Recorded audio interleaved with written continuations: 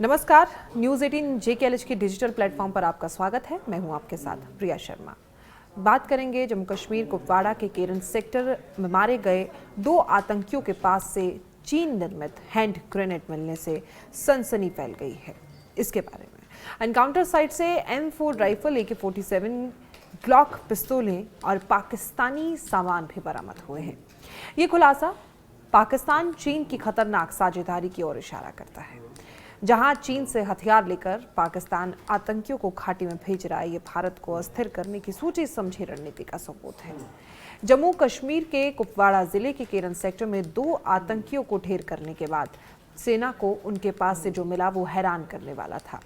आमतौर पर ऐसे आतंकियों के पास से सुरक्षा बल भारी मात्रा में हथियार तो बरामद करते ही हैं। इस बार इन दहशतगर्दों के पास से चीन में निर्मित 3 हैंड ग्रेनेड बरामद हुए हैं। ये वो हैंड ग्रेनेड है जो चीन के सरकारी फैक्ट्री में बने हैं। चीन की नीति अब तक सीधे तौर पर अपने प्रॉक्सी के जरिए दूसरे मुल्कों में खून खराबा फैलाने की नहीं रही। ऐसे में बड़ा सवाल है कि जम्मू कश्मीर में मारे गए इन दहशतगर्दों तक ये चीनी हैंड ग्रेनेड कैसे पहुंच गए। चलिए हम आपको इसके पीछे की गुत्थी के बारे में बताते हैं। कश्मीर कैसे पहुंचे चीनी हैंड ग्रेनेड, ये सबसे बड़ा सवाल है।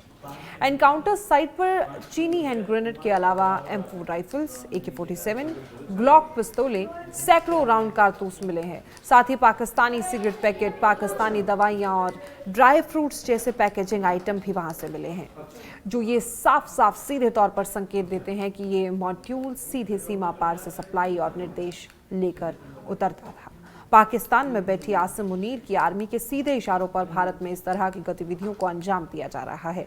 यहाँ असल सवाल सिर्फ हथियारों का है। आखिर चीनी हैंड ग्रेनेड आतंकियों तक कैसे पहुंचे? इसका जवाब बड़ा निहायत साफ है। चीन और पाकिस्तान के बीच बढ़ती सैन्य साझेदारी के बारे में दुनिया जानती है। चीन पाकिस्तान को आधुनिक सैन्य उपकरण मुहैया कराता है, चाहे वो जेट विमान हो या सामरिक उपकरण। पाकिस्तान का अधिकांश मिलिट्री हार्डवेयर चीन से ही आता है।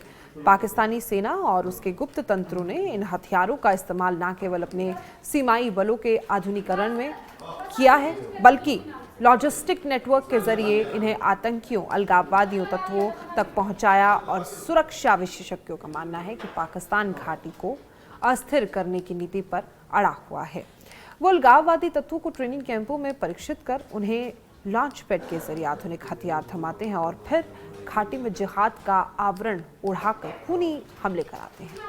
पहलगाम जैसे हालिया आतंकवादी हमलों के बाद ये रवैया और भी चिंताजनक प्रतीत होता है। चीनी हैंड ग्रेनेड की बरामदगी सिर्फ हथियार नहीं है, बल्कि उन गुप्त तारों का सबूत है जो पाकिस्तान चीन गठजोड़ के भारत के लिए खतरे को दर्शाता है।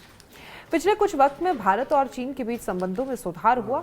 चीन को ये समझना होगा कि उनके हथियारों का उपयोग गलत तरीके से पड़ोसी देश को अस्थिर करने के लिए ना किया जाए। ये बेहद महत्वपूर्ण है।